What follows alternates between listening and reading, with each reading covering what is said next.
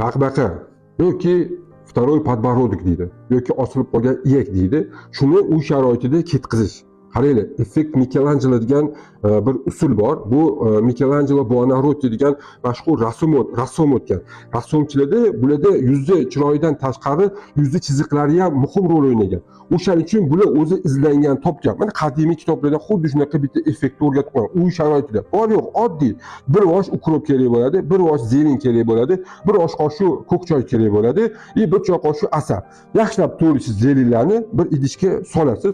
Unga bir osh qoshiq ko'k choy solasiz, bir choy qoshiq o'sha asalni solib turib, 1 litr qaynoq suv solib 20 minut damlaysiz va shu damlamani 3 qismga bo'lib, ertalab, obedda, kechqurun ovqatdan oldin ichsangiz, ilmiy isbotlangan usuli mana shu limfa drenaj sistemasi bor. Bo'yin sohasidagi hammasidagi o'sha suvlarni haydab, yog'larni eritib, mana shu ketkizgan ochoklarni, shishlarni ketkizib beradi. Bor yo'g'i 10 kunda. Albatta, do и после rasmga olinglar, kommentariyaga yozinglar, qildimdir, natijalar bilan bo'lishinglar. Mana shu like bosib tarqatib qo'yish esdan chiqmasin. Siz bilan doktor Kamilov, e'tibor uchun rahmat.